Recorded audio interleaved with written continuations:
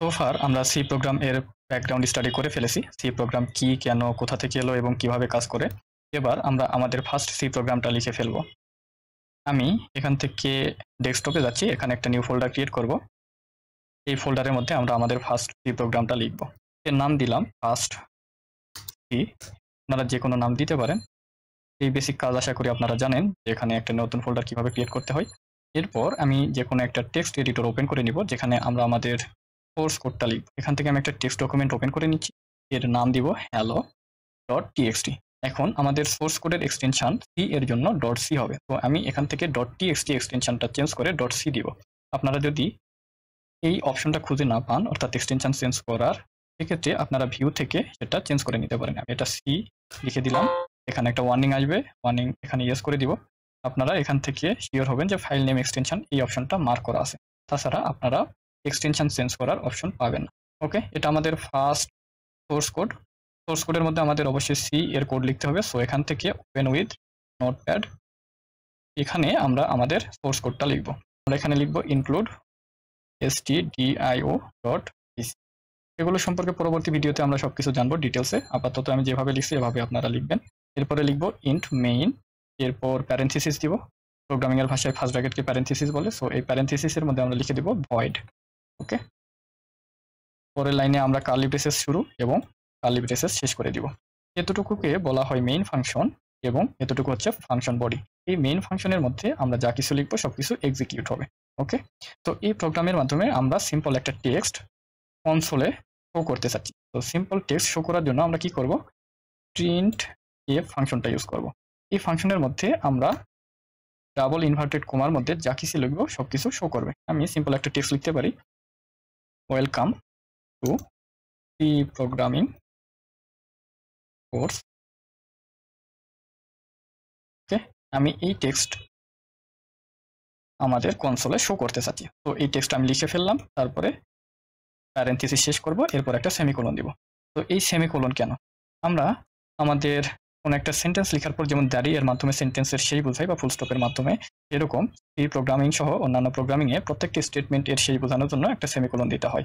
একটা বিষয়, সি একটি case sensitive programming language. So এখানে বিশেষ কিছু জায়গায় আমরা কখনোই আপার কেস বা লোয়ার কেস মিক্স করে লিখতে পারবো না। যেমন প্রিন্টএফ একটা ফাংশন নেম, তো এটা অবশ্যই লোয়ার কেসে সবকিছু লিখতে হবে। তারপরে এখানে আমরা যেগুলো লিখেছি, ইন্ট এটাও লোয়ার কেসে লিখতে হবে, তারপরে মেইন এটাও লোয়ার কেসে লিখতে হবে, ভয়েড এটাও লোয়ার কেসে লিখতে হবে।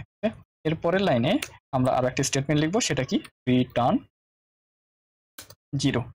এর অর্থ আমরা পরবর্তী ভিডিওতে জানবো ইনশাল্লাহ। আপাতত এভাবে লিখবেন। তাহলে এটা আমাদের ফার্স্ট সোর্স কোড, যার নাম হচ্ছে hello.c। ওকে, এটা আমি সেভ করব কন্ট্রোল এস প্রেস করে। তাহলে আমাদের সোর্স কোড তৈরি হয়ে গেছে। ওকে, সোর্স কোডে কি আছে আমি আবার দেখি। এখান থেকে ওপেন উইথে যাব, নোটপ্যাডের মাধ্যমে যদি ওপেন করি তাহলে আমরা আমাদের ফার্স্ট সোর্স কোড দেখতে পাচ্ছি।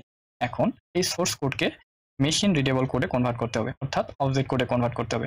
এখন অবজেক্ট কোডে কনভার্ট করার কাজ কে করবে? অবশ্যই কম্পাইলার করবে। আমরা কম্পাইলার ইনস্টল করে নিয়েছি। এখন কম্পাইলারকে বলতে হবে আমাদের hello.c যে সোর্স কোড রয়েছে এটাকে অবজেক্ট কোডে কনভার্ট করে দাও।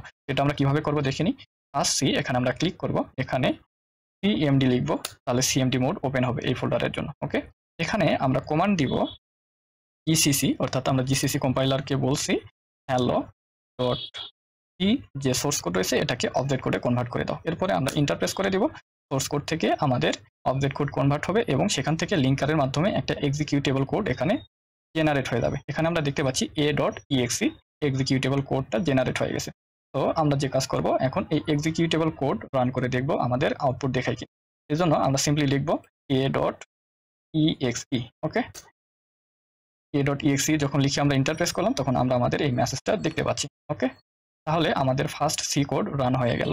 এখানে আরো এক্সট্রা কিছু ইনফরমেশন দিয়ে রাখি, সেগুলো হচ্ছে আমরা দেখতে পাচ্ছি hello.c সোর্স কোডের জন্য অবজেক্ট কোডের নাম আসছে a.exe। তো এই যে বাই ডিফল্ট a.exe এই নেম আমরা চেঞ্জ করে লিখতে পারি, সেক্ষেত্রে আমাদের কমান্ড একটু চেঞ্জ করে দিতে হবে। আমরা যখন অবজেক্ট কোড জেনারেট করব তখন আমাদের এভাবে লিখতে হবে gcc। আমরা যদি ওয়ার্নিং দেখতে চাই সেক্ষেত্রে আমরা লিখব wall, তারপরে আমরা এখান থেকে লিখে দিব কি hello.c, এরপর মাইনাস দিয়ে ও দিব, অর্থাৎ অবজেক্ট কোডের নাম আমরা কি হিসেবে দেখতে চাচ্ছি, আমরা যে কাস্টমাইজ নাম দেখতে চাচ্ছি সেটা লিখব। আমরা ধরে নিলাম যে অবজেক্ট কোড বা এক্সিকিউটেবল কোডের নামও হবে হ্যালো, সেক্ষেত্রে আমরা এখানে লিখে দিব হ্যালো, অথবা অন্য কিছু নামও দিতে পারি, যেমন সে ফর এক্সাম্পল আমি দিলাম ম্যাঙ্গো, আমাদের এক্সিকিউটেবল ফাইলের নাম হবে কি ম্যাঙ্গো। তাহলে আমরা এভাবে লিখে দিব।